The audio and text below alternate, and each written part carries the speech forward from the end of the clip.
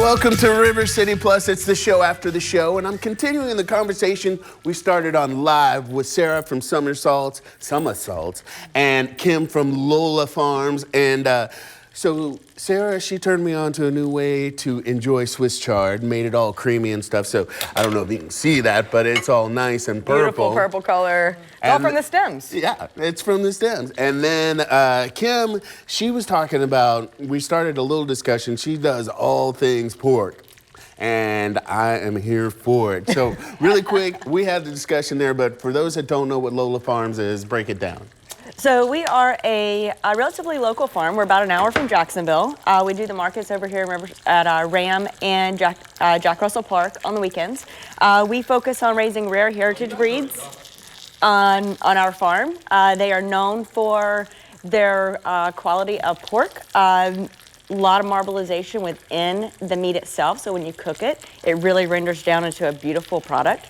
It's salt and pepper pork. You know, you keep your seasoning simple.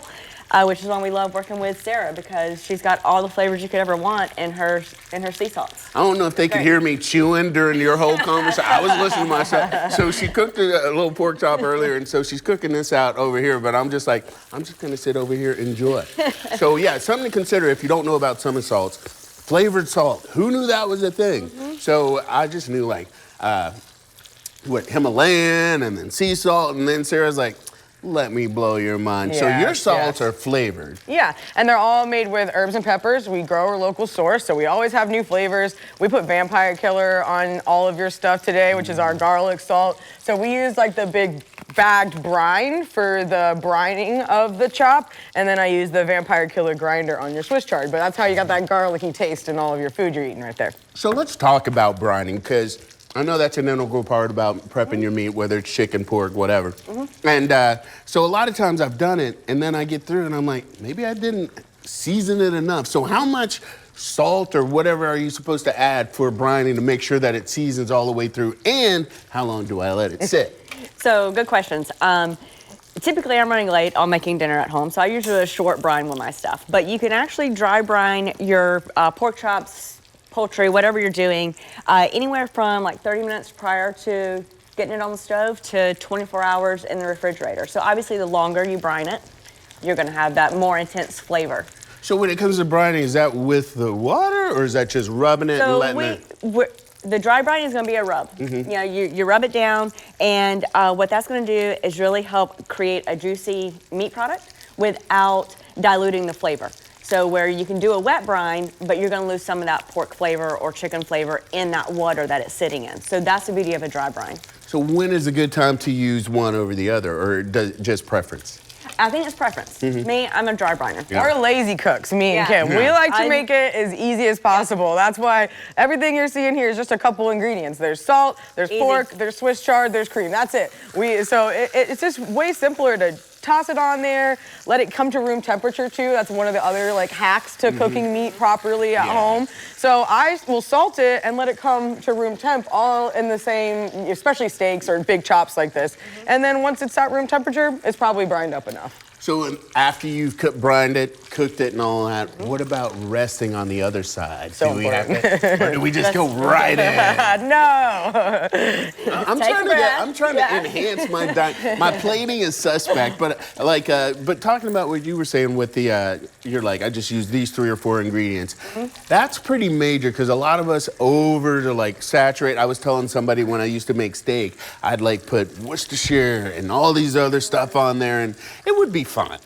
But then I was watching some chefs and stuff, and they're like salt, pepper, and then, you know, I usually put butter in my pan, whatever, and cook it out like that. And then once I went to that, I'm like, I mean, the other tasted great, but I like the simplicity of this, and it kind of lets the meat or whatever your meat or your vegetables, it lets them speak for themselves. Absolutely. Yeah, and it's more functional to be able to actually cook dinner that way. And I always tell people, like, the stuff at the restaurant you're tasting, it tastes good because they brined it, because they did it this way. They salted it. Like, there's the best restaurants in the city are the best because they're not as scared of salt. You know, so you really need to make sure that you're doing it the way that they do it at the restaurant if you want it to taste that that way. And that means salt, that means a little bit of butter sometimes, it means a little bit of cream. But it's about doing that like scientific process of letting it be at room temperature, brine it up, you know, let it rest, like do all the things that they do in the restaurant, and then you'll have that same experience at home, and you can do it for a fraction of the cost or with a great heritage pork chop you can't even get at the restaurant. So I was today years old when I realized I'm supposed to let my meat come to room temperature.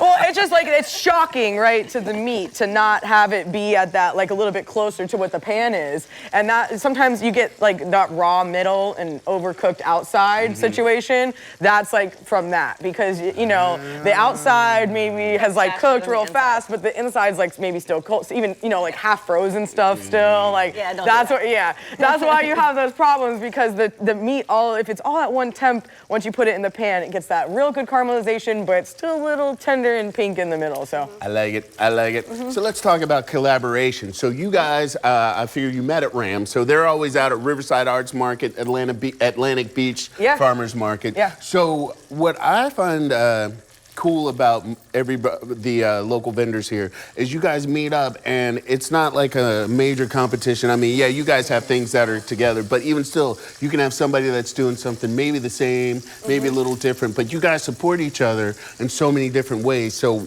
why is that, and how important is it that lives? Well, you're actually a little incorrect that we met at RAM, because I met Kim trying to find local food for my own family. I was searching for local meats and pork, and she's the pork queen of Jacksonville. And so I just kind of started finding her by trying to find local food. And so the reality of what we do is that a lot of us are here because this is the way we like to eat.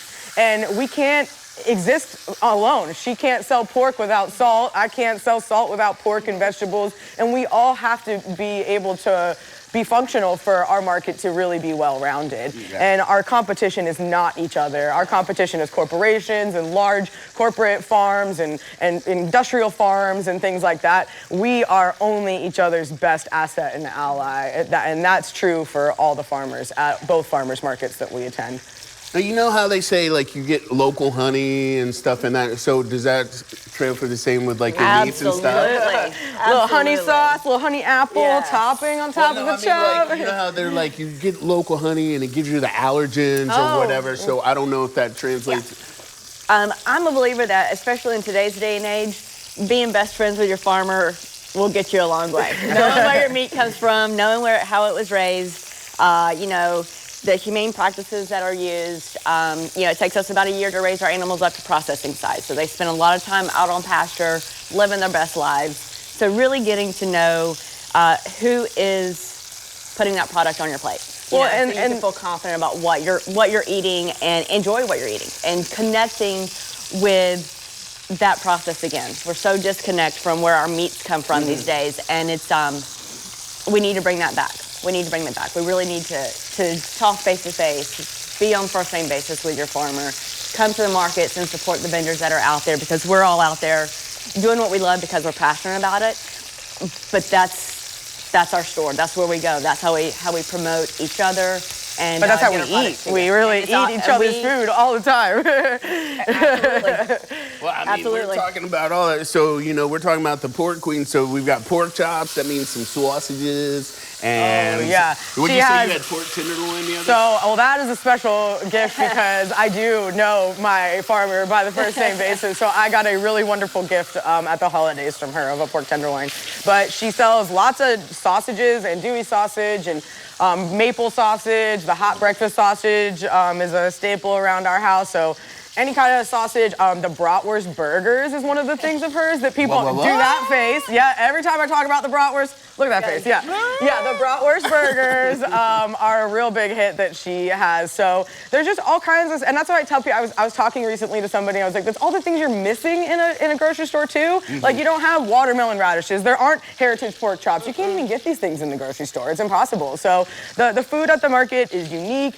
It's like you said, even the allergy things, like these things about our land and getting our food for them are just better for our health. Even the nutrients in the Swiss chard is so much higher than something you'd get at the grocery store because I just got it harvested from the farmer yesterday. So it's at its peak nutritional value right now. And so when you eat this, you're really getting a lot of nutrients along the way. So you guys are at Ram and Atlantic Beach Farmers Market. Yeah. So talking a little bit about those experiences. They can find you tomorrow and Sunday. Yeah, so they are both very different experiences, that is for sure.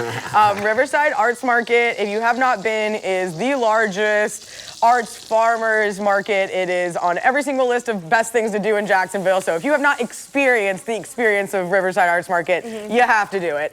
But Atlantic Beach Market is more of a community market. Our purpose there is to serve the community of Atlantic Beach good, healthy, quality food. And so it is a park. It is in a neighborhood. It's not a hustle and bustle kind of thing. It's have a little coffee, meet your farmer, have a little chat. It's a happy place. Yes, it's a very happy just a place. happy place. It really is. Like, Very relax and laid back. Yeah. All right, so Ram is what, 11 to 3? Tomorrow? 10 to 3, yeah, 10 to 3. And then what's the other one? 10 to 2. On Sunday. On Sundays, yep, and get there early if you want to get access to these chops. Yeah, Let me tell you, I've been slow nibbling. I've been trying to hold a conversation, but this over here is He just can't stop eating this pork chop.